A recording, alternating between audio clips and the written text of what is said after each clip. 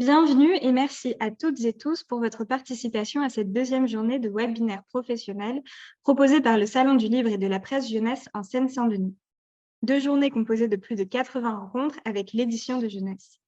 Nous sommes également heureux de vous inviter au Salon qui s'apprête à ouvrir ses portes mercredi prochain, le 30 novembre, et qui se déroulera jusqu'au lundi 5 décembre à Montreuil.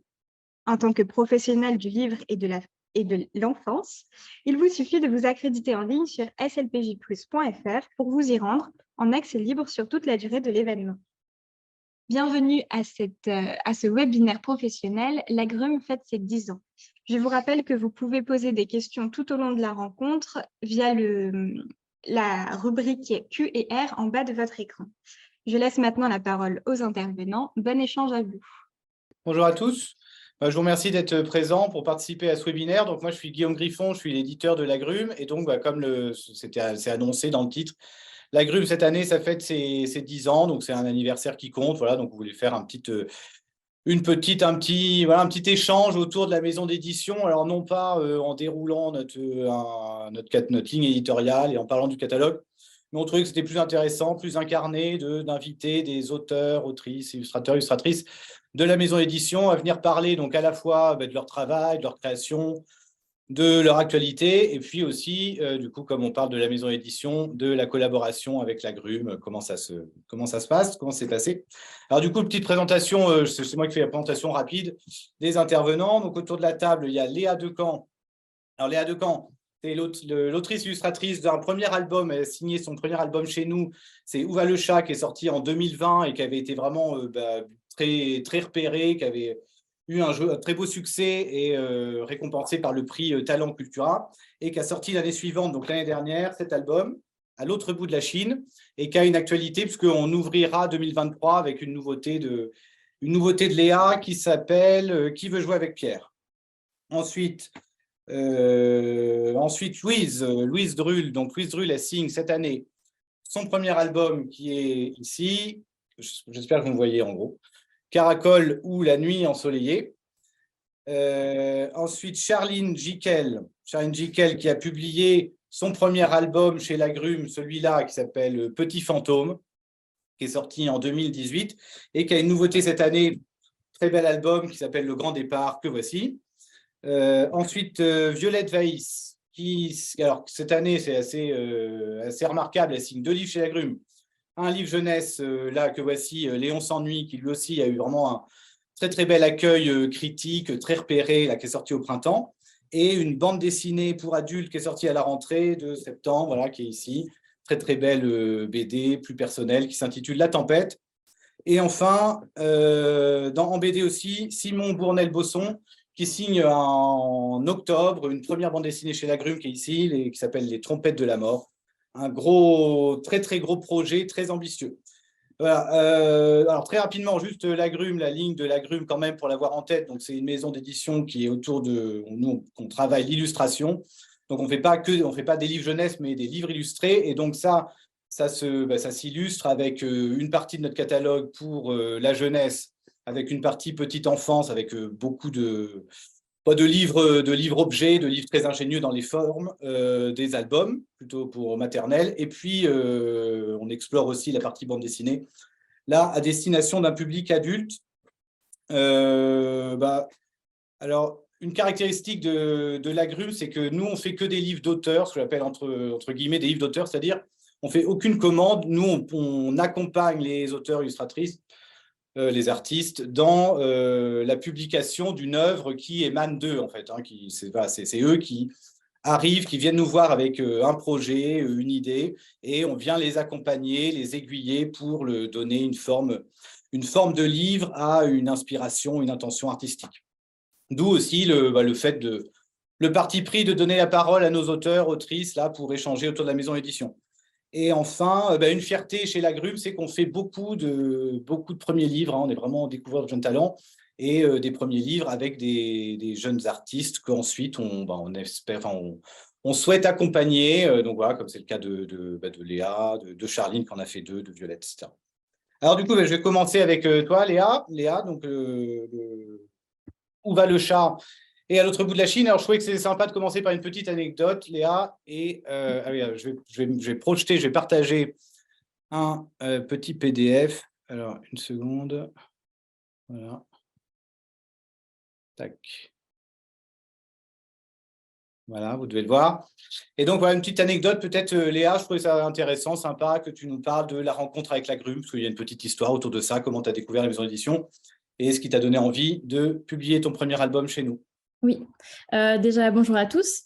Donc oui, on s'est rencontrés, je pense, en 2018-2019. Je sortais d'école, j'étais à Bruxelles et j'avais déjà en fait fini mon livre Où va le chat. Et donc je cherchais une maison d'édition et c'était un peu compliqué de trouver une maison d'édition qui me plaisait. Et donc il y a des mots d'éditeurs qui ont invité Guillaume pour présenter l'agrume.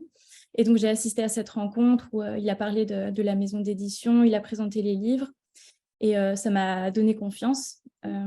Parce que, par exemple, voilà, tu l'as dit, mais l'agrume publie des premiers ouvrages de jeunes artistes.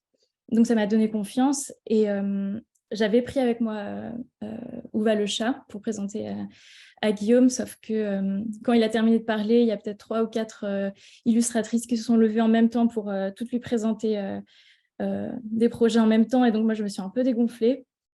Et donc, c'est par mail que j'ai envoyé le projet Où va le chat et ça a matché comme ça. Alors, un petit mot peut-être sur le… Je trouve que ça peut être intéressant de parler de la structure, alors, parce que ton prochain livre, Qui veut jouer avec Pierre, il y a une structure qui peut rappeler un petit peu Où va le chat. Alors, Où va le chat, vous le déroulez, là, c'est très, très beau, enfin, magnifiques illustrations. Et c'est un chat qui rend visite à tous les voisins de son immeuble. Et donc, il y a une structure avec tous les jours, il rend visite à un autre voisin. Ouais. Donc, comme ça, avec une répétition, un petit peu de structure, lundi, mardi, mercredi.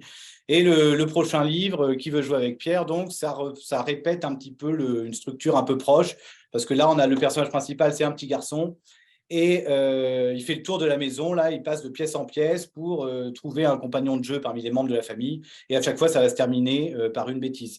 Du coup, là, j'avais envie que comme ça, les deux structures sont un petit peu proches. J'avais envie que tu nous parles un petit peu de ton inspiration d'autrice. Voilà, comment tu construis une histoire. Alors, est-ce que tu parles d'un personnage, je me disais, peut-être d'une situation ou alors d'une thématique? Là, sur Pierre, c'est le thème des bêtises. Voilà, donc comment ça s'élabore, tout ça? En fait, je pense que je pars principalement des personnages. J'aime bien mettre en scène des personnages que j'aime et donc j'adore les chats. Donc, j'avais très envie de mettre en scène un chat. Et dans Qui veut jouer avec Pierre, en fait, c'est mon petit frère. Et j'aime beaucoup l'espièglerie et donc ça me permettait en fait d'avoir un personnage central qui à chaque fois se confronte à d'autres univers et qui, par exemple, le chat profite un peu de tous les voisins. Tout le monde partage un peu son univers avec le personnage principal. Et voilà, dans Qui veut jouer avec Pierre, Pierre à chaque fois découvre un peu l'univers de ses frères et sœurs, de ses parents. Et voilà, ça permet de montrer plusieurs univers différents et au final, le personnage principal relie un peu tous les autres personnages, quoi. Donc, c'est ça que j'aimais bien.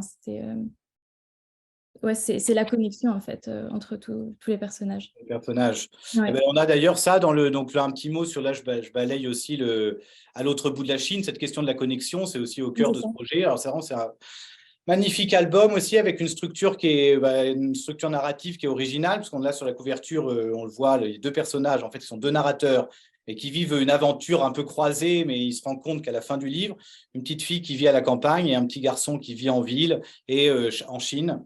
Et chacun rêve à l'univers de l'autre, et le temps des vacances, ils vont, entre guillemets, échanger leur univers et découvrir l'univers de l'autre avec des yeux un petit peu neufs et émerveillés. Donc là aussi, on sent que cette question de la connexion et de la rencontre, quoi. Ça, la rencontre, ouais. Et du coup, pour finir, du coup, c'est assez rapide, hein, ce petit échange. Est-ce que tu voudrais nous dire un mot sur la maison et comment se passe notre collaboration, pourquoi tu as choisi l'agrume et peut-être aussi ce qui peut t'inspirer dans notre catalogue, peut-être dans les auteurs qu'on publie. Voilà. Je peux dire que avant de rencontrer Guillaume et de travailler avec l'Agrume, je connaissais déjà un petit peu les livres parce qu'ils se démarquent assez, je trouve. En librairie, ils sont très colorés et j'aime beaucoup la couleur, donc c'est un peu quelque chose qui m'a attirée. C'est très gai, très joyeux et voilà. Merci Léa. Du coup, je vais te laisser filer parce que je crois que voilà, Léa, elle ne va pas rester à toute la rencontre. Du coup, je passe la parole à toi, Louise. Alors, Louise, c'est cet album, ça, c'est la grande aventure, plein de rebondissements. C'est celui-là. Alors, attendez, je passe sur mon PDF. Voilà, Caracol et la nuit ensoleillée. Ça fait près de 100 pages, très épique presque, avec tout un côté aussi très, très onirique. Merveilleux. Bah, ouais, du coup, pour commencer, je me disais, parce que cet album, il est sorti au printemps, voilà, il est absolument génial. Peut-être que tu peux nous raconter un peu voilà, toute la trame brièvement, parce que voilà, c'est quand même, il se passe plein de choses, plein d'événements dans cet album. Donc, je trouvais ça quand même intéressant de prendre un petit peu le temps de le présenter. Ok. Oui, alors, vous m'entendez, hein, parce que j'ai remis Ouais, on t'entend. Ouais. Oui, alors c'est jamais très simple de résumer le livre parce qu'il y a effectivement pas mal de choses qui se passent. Mais donc ça commence au-dessus d'une forêt avec le personnage de Caracol qui habite dans un village suspendu au-dessus de la forêt. Et en fait, un jour, le soleil, voilà, un soir, il ne va pas se coucher, il va rester dans le ciel pendant des jours et des jours. Donc, les villageois ne vont plus pouvoir dormir. Et donc, Caracol, elle va comprendre qu'il faut qu'elle descende dans la forêt et qu'elle essaye de comprendre ce qui se passe. Et les esprits des arbres qu'on voit là vont la mettre sur la piste du mangeur de lune. Et ensuite, voilà, elle va traverser plein d'espaces, une ville un lac qui se vide et qui s'avère être une ville à l'envers, un océan de lune, un labyrinthe de racines, et aussi plein de rencontres et aussi des histoires d'amitié qui se créent. Et en parallèle, en fait, de cette dérive spatiale, ce qui était important pour moi, voilà, il y a aussi une métaphore écologique. Donc, il y a un peu deux niveaux de lecture. Voilà, et ça me plaisait de construire un univers assez complexe dans lequel les enfants peuvent être absorbés et se laisser et se plonger, en apportant aussi de l'humour et un peu de dérision. Voilà, ouais, vraiment grande aventure. Ouais, avec toute cette dimension à la fois le merveilleux et puis c'est la dimension aussi écologique et le rapport à la nature qui est essentiel dans l'album. Alors, toi, c'est vraiment les projets qu'on reçoit, parfois, ils sont plus ou moins aboutis. Alors, toi, tu avais complètement, il était fini, hein, tu avais fait ton album voilà, toute seule, était complètement scénarisé. Du coup, est-ce que tu voudrais nous dire un petit mot sur la manière dont on a collaboré et en quoi sur quels aspects ça a fait un petit peu évoluer le projet, le travail avec l'Agrume?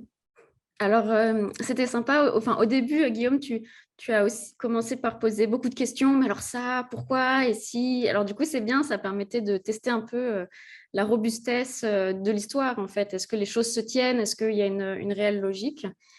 Et en fait, ensemble, ce qu'on a un peu fait aussi, c'est qu'on a amené un peu de dramaturgie peut-être au début, c'est-à-dire en fait, en teasant au début, en donnant un peu des indices sur ce qui allait se passer à la fin. C'est quelque chose auquel je n'avais pas pensé pour que les enfants, en fait, aient des clés, en fait, dès le début pour un peu la résolution de la fin.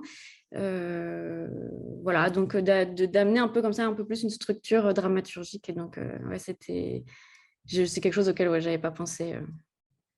Et du coup, tu veux peut-être nous dire un mot sur l'aspect artistique. Du coup, est-ce que c'est quelque chose un premier livre, comment ça s'élabore à ce niveau-là? Est-ce que voilà, est-ce que c'est passé un moment quand même où on fait des recherches, des partis pris, le choix de traitement de la couleur, Ah etc. oui, c'est vrai. Oui, bah, en fait, je passais par plein d'étapes, c'est vrai, d'un point de vue graphique. Au début, j'avais plutôt fait des choses à l'aquarelle. Et en fait, en retravaillant ensemble, je suis passée à un autre traitement de la couleur aussi en me rendant compte que le scan de l'aquarelle, les couleurs numériques permettent aussi de choisir vraiment les couches de couleurs que je veux. Et du coup, ça permet d'avoir des... Enfin, je suis très contente en tout cas du résultat imprimé. Les couleurs pètent et ouais, je suis très contente, ça marche bien, quoi. Et donc, alors, du coup, je voulais parler, juste évoquer les thématiques et donc le prochain projet, parce que tu travailles sur un projet voilà, qui est encore en chantier, qui est en cours. Et donc, on retrouve vraiment, il y a voilà, c'est des thématiques très, très fortes de Caracol qu'on retrouve dans le nouveau, donc à la fois la dimension de la nature, l'écologie, surexploitation de la nature, et puis aussi tout l'univers très merveilleux. Du coup, voilà, je voulais peut-être que tu nous dises un mot sur la genèse de ces projets, comment ça se construit, qu'est-ce qui t'inspire, et puis peut-être un peu comme pour Léa, un mot sur l'agrume et puis sur notre catalogue, quoi. Comment tu te retrouves dans les autres albums comme notre ligne graphique?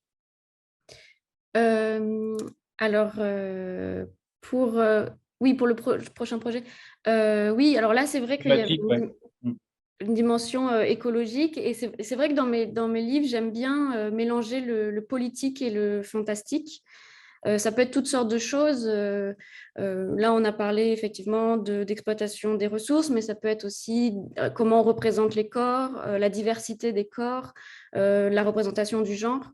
Et en fait, c'est vrai que c'est plein des petites pièces de puzzle comme ça que j'aime bien avoir. Et donc, du coup, je mélange des pièces fantastiques, donc des personnages, des espaces que j'aime bien construire. J'aime cette dimension un peu complexe à construire, et d'autres sujets plus sociaux, plus politiques. Et j'aime bien en fait quand les deux se répondent l'un l'autre. Et pour répondre sur mes C'était sur l'agrume, sur la ligne. Sur l'agrume, bah, c'est vrai qu'en fait, moi j'avais pensé, enfin en fait, mon bouquin est sorti en même temps que celui de Violette Weiss, Léon s'ennuie. Et j'avais vachement été marquée parce que c'est presque une sorte de contrepoint de Caracol, parce que tout se passe dans un huis clos. Bon, je ne veux pas trop en dire maintenant parce que Violette en parlera, mais il y a une sorte de huis clos dans la chambre, et en même temps, il y a énormément d'imaginaire, et j'étais assez bluffée par l'efficacité et ça marchait, enfin l'imaginaire marchait hyper bien, et ouais, du coup, je trouvais ça super chouette. Merci Louise. Merci beaucoup. Du coup, Charline, je te passe la parole. Alors, attends, je vais passer voilà, oui. le PDF. Du coup, alors voilà, Charline, je disais les deux albums.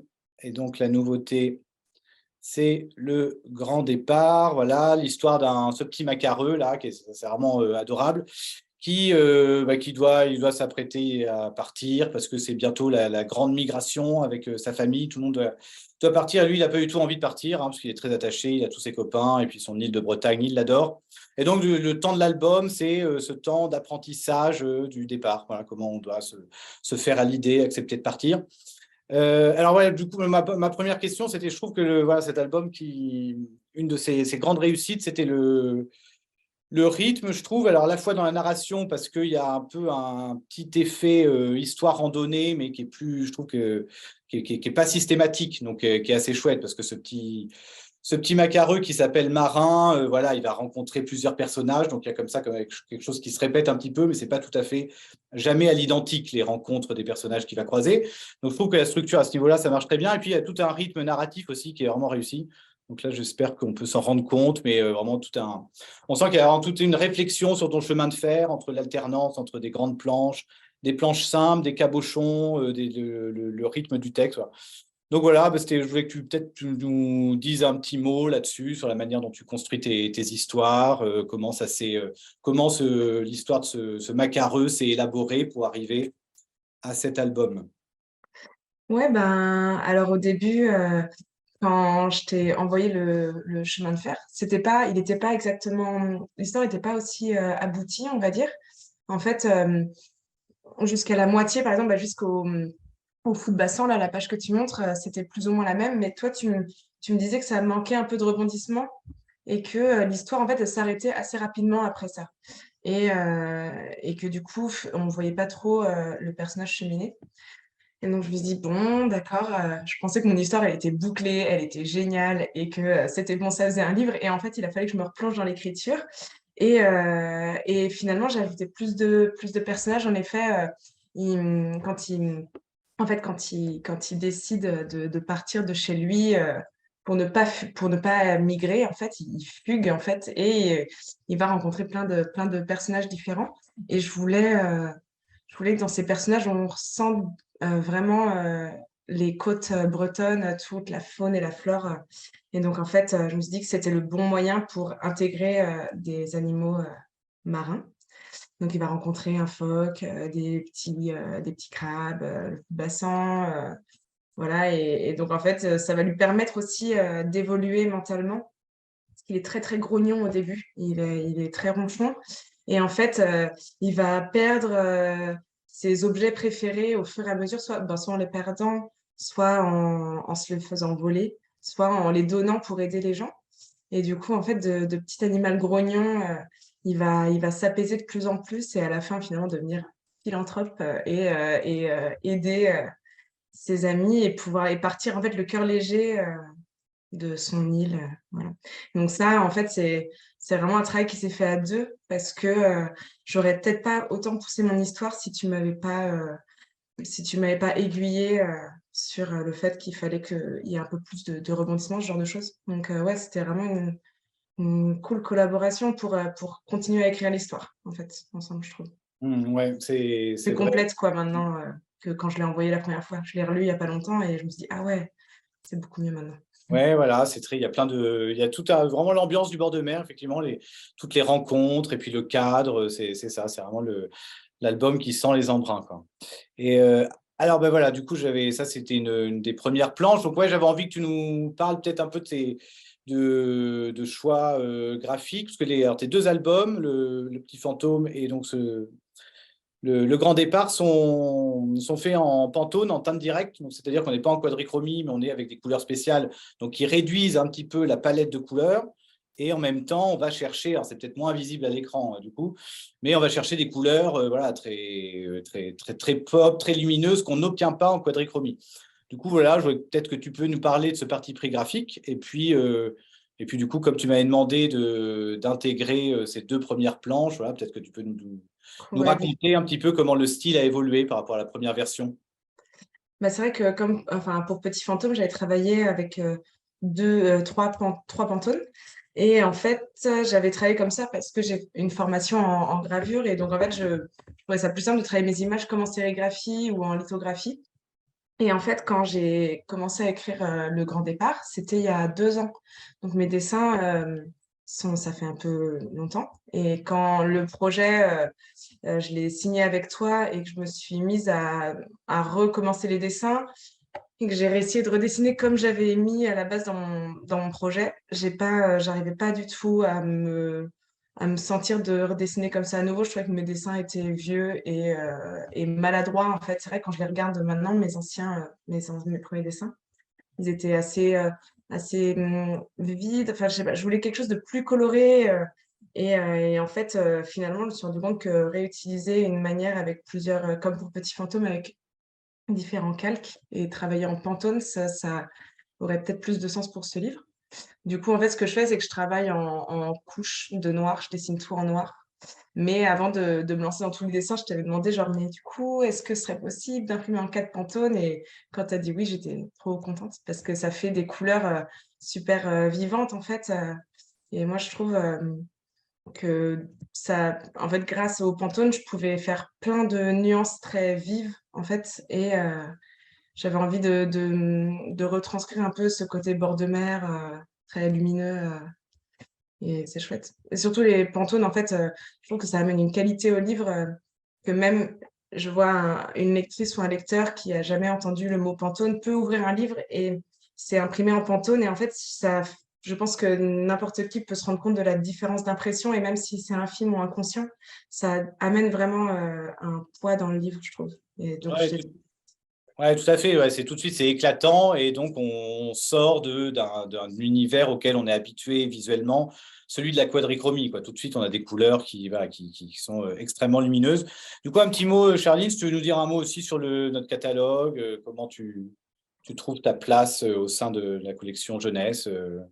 Voilà. Ben, en fait, moi, quand j'ai démarché pour Petit Fantôme, je cherchais une maison d'édition qui réfléchit à l'objet livre et à la manipulation du livre, en fait, parce que dans Petit Fantôme, il y a un vernis sélectif, il faut manipuler le Voilà. livre. Et Peut-être juste nous dire un mot, là, je les passe, les images. ouais, Petit Petit fantôme. Fantôme, en fait, les fantômes sont imprimés en vernis sélectif, donc en transparent, et c'est en bougeant les pages que le fantôme va apparaître en reflétant un peu la lumière. Donc, en fait, les enfants, enfin les lecteurs et les lectrices cherchent le fantôme dans les images. Et en fait, on bouge tout le temps le livre quand on lit l'histoire pour trouver les personnages dedans. Et donc, pour faire ce livre, je cherchais une maison d'édition qui pouvait réaliser ce projet. Et parce que tout le monde ne pense pas forcément à l'objet livre à ce point-là. Et donc, en fait, quand je l'ai proposé, Guillaume, c'était assez emballé, donc j'étais super contente. Et pour Petit Fantôme, quand il a été imprimé, en fait, c'est exactement comme ça que je l'imaginais. Donc ça, enfin, c'était super. Et pour le grand départ, pareil, on a parlé ensemble du papier, du format, de l'impression. En fait, l'autrice, en tout cas moi, enfin, je pense que tout le monde dans la maison d'édition est vraiment pris à partie dans la confection du livre. Et c'est ça que j'aime bien chez Lagrum, c'est qu'en fait, c'est vraiment un travail éditorial et pas que d'écriture ou de dessin. Et c'est ça que j'aime bien. Ouais, merci Charline. Ouais, effectivement, nous, c'est vraiment quelque chose que quand je disais qu'on fait des livres d'auteurs, donc les auteurs, ils arrivent avec leur projet et puis bon, mais ils n'ont pas après forcément une idée très très précise sur la forme que ça va prendre. Donc là aussi, c'est une part importante de notre travail. Effectivement, c'est de donner à une inspiration artistique une forme de livre et ça passe aussi par des choix de fabrication, choix du papier, tout ça. Donc moi, c'est vrai que j'adore vous associer à ces décisions. Du coup, Violette, je te passe la parole. Alors, comme je disais en intro, donc toi, deux sorties cette année chez Lagrume. Donc, ouais, c'est assez impressionnant. Nous, Lagrume, c'est à peu près 15 livres par an. Donc, voilà, deux par rapport à une production de 15 livres, c'est important. Donc, sur la jeunesse, Léon s'ennuie. Et puis, en bande dessinée, La Tempête. Du coup, voilà, peut-être que tu peux nous dire aussi un petit mot sur la collaboration, et puis comment ça s'est fait qu'en fait on en a signé, enfin on en a fait deux sur deux la même année. En fait, du coup, ce qui s'est passé, c'est que moi, je t'ai envoyé le projet de La Tempête, qui était un projet de bande dessinée.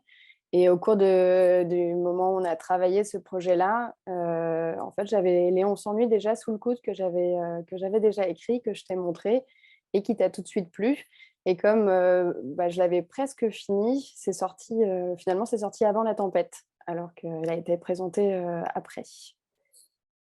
Et en fait, mon style de dessin, finalement, s'adapte aux deux sortes de publics. Donc, ça n'a pas été un souci. Je n'ai pas changé grand-chose dans mon trait. Et alors du coup, alors, voilà, ouais, donc d'abord j'ai reçu effectivement La Tempête et on sent chez toi, ouais, enfin, dans ton écriture, dans le style graphique, bon, tout de suite, ouais, effectivement, on se projette sur les possibles. Enfin, moi, je me suis projeté tout de suite sur les possibilités d'illustrer pour la jeunesse, voilà, qu'on s'est fait.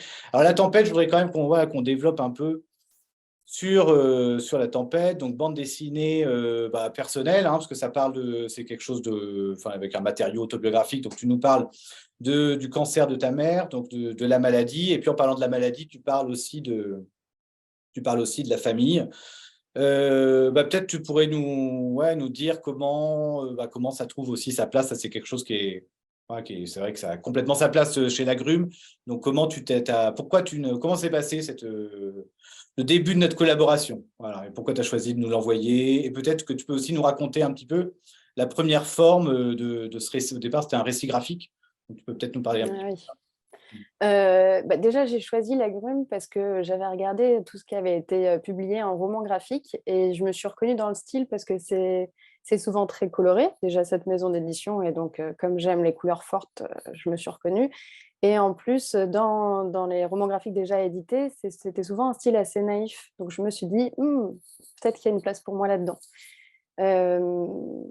Sinon, ensuite, en fait, à la base, de ce que je t'ai envoyé comme projet, j'avais conçu ça non pas que sous forme de bande dessinée, mais avec un grand texte écrit sur la page de gauche et des illustrations, des dessins sur la page de droite. Donc, ça avait vraiment complètement une autre forme. Et ça faisait déjà 1 an que c'était sous cette forme-là, qui était un peu, je sais pas, un peu hybride. Et au moment où en fait on a communiqué ensemble, tu m'as proposé de le développer sous forme de bande dessinée. C'est pile ce que je m'étais dit le matin même. Donc je me suis dit, OK, il y a connexion, allons-y. Et en fait, le fait de redécouper tout ce scénario en bande dessinée m'a permis de raconter beaucoup plus de choses, de prendre beaucoup plus de temps de raconter des temps d'enfance ou de pousser certaines scènes. Donc j'ai vraiment adoré. J'ai tout redécoupé, je pense, en 1 semaine, ce qui est hyper rapide au final. Donc, tu avais tout écrit ou tout était écrit ou quand même, quand ça a fait repenser le scénario et les séquences de l'album, de le passer en bande dessinée? J'avais quasi tout écrit au final, mais ça m'a permis de vraiment beaucoup plus développer les scènes ou ce que je pouvais raconter, prendre plus mon temps. On a retravaillé pas mal de choses ensemble qui étaient chouettes, notamment d'ailleurs l'enfance, où tu m'avais dit c'est bien, on a envie d'en avoir plus, et c'est en plus ce qui m'amusait le plus à raconter. Mais il me semble que j'avais déjà, par exemple, la fin, j'avais déjà ma trame de scénario. Oui. Alors la fin, elle est vraiment, voilà, elle est particulièrement forte. Là, je vais vous la passer. Donc ça montre l'importance du sujet de l'enfance, hein, chez toi. Donc la tempête, ça s'appelle la tempête parce que c'est une référence. Évidemment, ça parle du sujet. La tempête, c'est la maladie. Et puis il y a une référence qui est très forte, qui est merveilleusement amenée et qui vient conclure la bande dessinée à l'album de Claude Ponty et Florence Sévos paru à l'École des loisirs. Donc on le voit là. Donc où tu viens, tu reprends, tu redessines des planches. Donc, c'est vraiment extrêmement émouvant parce que le texte, enfin, le texte d'ailleurs, c'est le texte de l'album. Ouais. Exactement le texte de l'album, ouais. Ouais. Ouais, donc, comment le texte de l'album vient s'associer aux images, qui sont les images de l'album aussi, mais redessinées avec la famille. Avec mes personnages, Ouais. exactement, ouais. Voilà, donc là, c'est vraiment particulièrement réussi, très très fort. Alors du coup, peut-être que tu peux nous dire un mot sur voilà, c'est l'importance de cette thématique de l'enfance, et puis peut-être comment les passerelles se font entre les projets jeunesse, donc comme Léon, et puis bande dessinée là pour adultes. Voilà, un mot là-dessus sur l'enfance. Ouais, alors déjà pour ce livre pour enfance, La Tempête, c'est vraiment mon livre préféré de quand j'étais petite, et pourtant j'en lisais des centaines et des centaines. Du coup, je crois que j'ai toujours été très marquée par l'univers des livres jeunesse, qui fait que je pense mon style garde beaucoup d'empreintes liées à ça.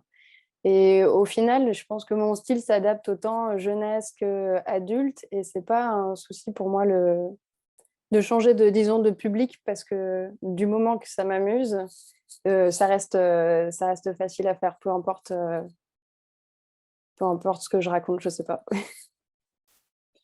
Et on peut peut-être faire juste, voilà, si vous l'avez pas vu, faire quand même faire un petit mot. Un petit mot pour Léon. Alors Léon, c'est un projet vraiment super, très, très original dans la forme. Moi, souvent, quand je le présente, je trouve qu'il y a vraiment quelque chose d'assez théâtral, hein, une unité de lieu, presque au début, en tout cas sur les premières planches, unité de cadrage. Ce petit Léon qui est un petit renard qui s'ennuie dans sa chambre avec l'aspect théâtral parce que ça se joue sur un dialogue entre la voix off, là qu'on voit, là, ça va Léon, et puis le personnage qui vient répondre, alors, avec, dans des petites bulles. Et ce Léon qui s'ennuie parce qu'il a été il s'est fait punir et qui finalement va retourner toute sa chambre, retourner toute sa chambre, rentrer dans le jeu et retourner toute sa chambre, voilà, avec un petit, voilà, ben ça c'est la dernière planche où on le retrouve avec un petit truc rigolo, une petite chute rigolote dans la même position qu'au début et qui répond à sa mère, je m'ennuie.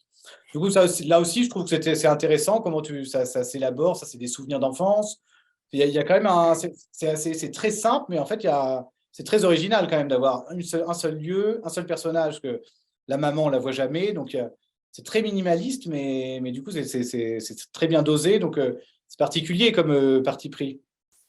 Oui, c'est vrai. Après, à vrai dire, je n'ai pas trop réfléchi à comment j'ai fait ça. Généralement, quand j'écris, je mentalise pas du tout ce que je fais. C'est surtout, je me base sur le scénario. Si les dialogues me font marrer, ça me fait avancer dans l'histoire. D'ailleurs, souvent, je commence par écrire avant même de dessiner. Donc, c'est venu un peu comme ça, et je trouvais que ça fonctionnait. Et, en effet, j'aime bien ce côté huis clos dans cette chambre. C'est assez rigolo. Ah, donc Léon qui revient l'année prochaine, hein, donc il y a une nouvelle aventure de Léon qui s'appelle Léon n'a pas faim au printemps. Et du coup, peut-être que tu peux nous dire un mot sur les projets. Du coup, tu es sur la jeunesse, donc ça continue, il y a un nouveau Léon. Et puis, d'autres projets, peut-être en BD ou en illustration, je sais pas, quelque chose. Oui, donc je suis en train de, pourquoi pas réfléchir à un projet de BD pour les adolescents. Donc, un nouveau public, allons-y, c'est parti. Et des projets d'illustration avec du texte toujours, beaucoup de dialogue. Donc, à voir ça aussi pour plus tard. Super, merci Violette. Du coup, je passe la parole à notre dernier invité, Simon Bournel-Bosson. Donc Simon, on reste avec Simon, la bande dessinée. Donc voilà, je ne sais pas si vous voyez en petit, j'espère que vous voyez l'épaisseur du projet. Donc grosse bande dessinée événement chez Lagrume, là, qui est sortie en octobre. Donc énormément d'excellentes critiques, très très positifs, donc très remarqués. Énorme projet, alors 250 pages en couleur et que Simon, tu signes intégralement. Donc à la fois sur un scénario qui est quand même assez complexe, tu pourrais peut-être nous dire un mot un peu nous pitcher un petit peu l'histoire, le dessin et puis la couleur qui est pas non plus un petit truc parce que il y a tout un gros travail sur une direction artistique, un travail autour de la bichromie qui structure les chapitres. Alors voilà, peut-être que là, tu peux nous raconter un peu la genèse d'un tel projet que tu fais tout seul. Comment ça se construit, par quoi tu passes, combien de temps ça prend, comment ça s'élabore et comment ça finit chez Lagrume. Alors, le projet il s'est élaboré en 2 temps, on va dire. Le premier temps, ça a été la réalisation du storyboard. En fait, j'avais envie, avant de me faire publier, on va dire, j'avais envie de terminer une histoire parce que j'avais jamais rien fini. Donc, le but premier, ça a été de terminer une histoire en storyboard, suffisamment détaillé, suffisamment lisible pour que ça puisse être lu et compris par n'importe qui. Donc, ça a été le premier travail. Ensuite, je l'ai envoyé à Lagrume parce que je savais qu'il y avait pas mal de livres jeunesse et que j'appréciais pas mal le travail, les différents travaux qu'il y avait dans cette maison d'édition. En BD, il y en avait un peu moins, mais je me suis dit, je vais tenter. J'avais notamment en référence le livre Hors-jeu de Mathieu Cara qui était sorti à Lagrume. J'aimais beaucoup l'objet et j'aimais beaucoup le ton aussi qu'il y avait dans cette bande dessinée. Je me suis dit, pourquoi pas tenter ma chance, même si j'ai l'impression qu'il publie un peu moins de bandes dessinées. Et c'est tombé finalement pile poil au moment où Lagrume a voulu relancer la bande dessinée, du coup, en même temps qu'avec Violette pour son album.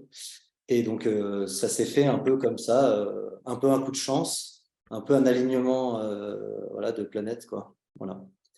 Et pour l'histoire, le pitch, c'est un petit garçon qui s'appelle Antoine, qui est laissé chez ses grands-parents suite à un conflit, on va dire, familial. Et ses grands-parents, en fait, ils habitent dans une maison perdue au milieu de la forêt. Et tout de suite, dès les premières pages, on décèle qu'il y a un problème entre le grand-père et le petit garçon. Il y a une espèce de conflit de génération, une difficulté à se comprendre et à parler le même langage, à avoir les mêmes référents.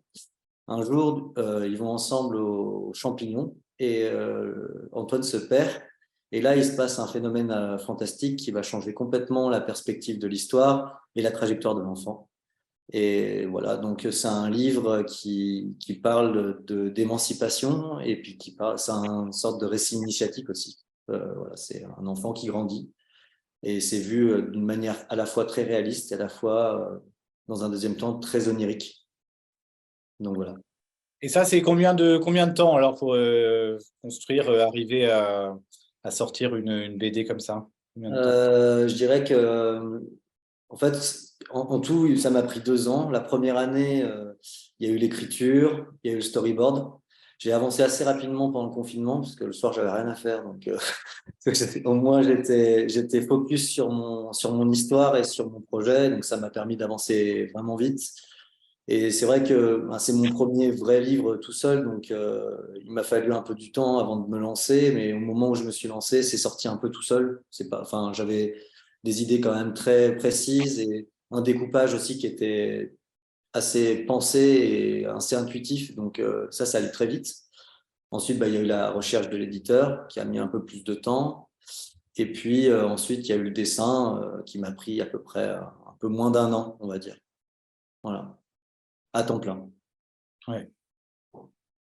Alors, sur notre collaboration, je m'étais dit, là, en préparant cette petite rencontre, que tu pouvais peut-être nous parler un petit peu de la couverture, parce que, bon, comme tu l'as dit, il y a quand même plein d'éléments dans cette bande dessinée. Donc, il y a l'enfance, il y a toute une ambiance, et puis après, un basculement dans quelque chose de beaucoup plus fantastique. Il y a 2 parties, vraiment, dans la BD.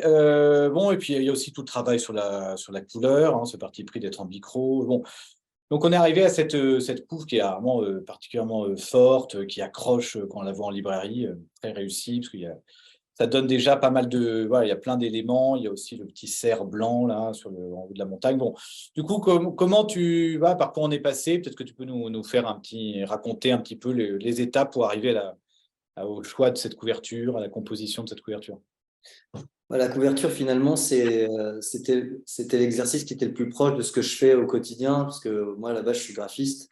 Et en fait, dans une couverture comme dans une affiche, en fait, il y a l'enjeu d'avec peu d'éléments, dire quelque chose, mais sans trop en dire.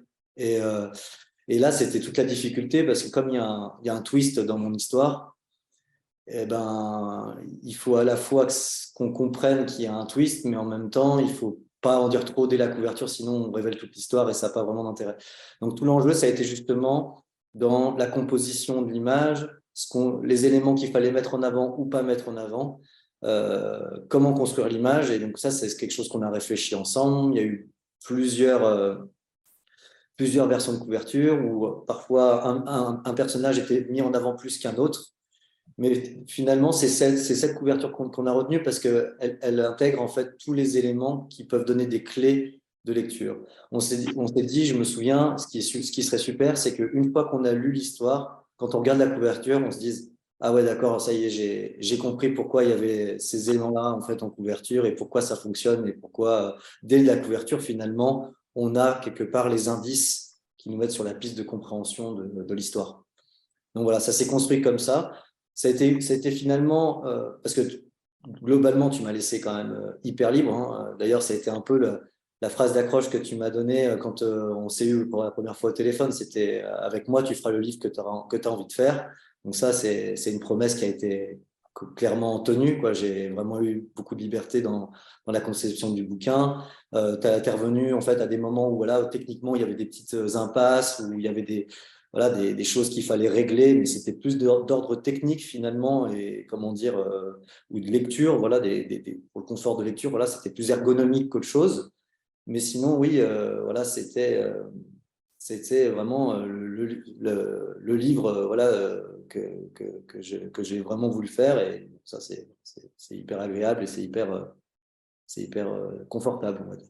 C'est vrai qu'on en parle là pour toi, pour les trompettes de la mort, mais en fait, ça s'applique un peu au moins à Caracol, à Violette avec la tempête. C'est vrai que souvent, quand on reçoit un projet, il peut être plus ou moins abouti, tout scénarisé, mais la couverture, et ce qui est normal, parce qu'elle vient vraiment à la fin, l'auteur, vous ne l'avez pas forcément. Donc là, oui, donc là, il y a quand même souvent un échange pour c'est arriver à avoir… C'est ce truc qui a posé, enfin, comment dire, qu'on a remis en question plusieurs fois, sur lequel on a le plus travaillé finalement ensemble. Voilà, là où il y a le plus d'échanges. Parce que voilà, il y a aussi ce qu'on veut dire avec la couverture, mais il y a aussi tous les enjeux aussi que tu m'as présentés, les enjeux aussi commerciaux. C'est comment un livre doit ressortir en fait parmi tous les autres aussi dans une librairie, comment il doit apparaître, etc. Donc ça, c'est des enjeux aussi qu'il faut forcément prendre en compte, au-delà de l'aspect artistique. Et donc voilà, mais je trouve qu'on a trouvé un bon compromis. Très réussi. Elle aussi, d'ailleurs, faire le lien avec Charline. Donc, ce n'est pas le cas de l'intérieur, on est en quadrichromie, hein, donc il y a beaucoup des couleurs très, très lumineuses, mais ça, on a réussi à l'obtenir en quadrichromie. Au niveau des couleurs, par contre, la couverture, on est en Pantone, donc là, on ne le voit pas, mais bon, il y a un vert. Désolée. Oui, je conclus, c'est fini, de toute façon. C'était voilà. Juste pour conclure, c'est juste pour vous dire qu'on est… tout le monde, alors sauf Léa, enfin tous vous 4, Léa elle est partie, mais vous êtes tous à Montreuil, donc il faut venir nous voir, hein, parce que là c'est vraiment hyper succinct, très très bref, donc venez voir, découvrir les livres, et puis rencontrer les auteurs, hein, vous êtes tous les 4, vous êtes là à dédicacer, donc voilà, c'est le moment d'avoir un échange un peu plus approfondi sur profiter du salon pour ça, pour discuter, et puis aller plus loin, parce que que des livres géniaux et que vraiment des livres d'artistes avec vraiment des univers artistiques très forts. Voilà. Merci à vous. Vous m'avez volé ma fin, c'est ce que j'allais dire. On se retrouve tous ensemble la semaine prochaine sur le salon. Et puis, on retrouve bien sûr l'agrume au salon. Encore merci. À la semaine prochaine. Au revoir.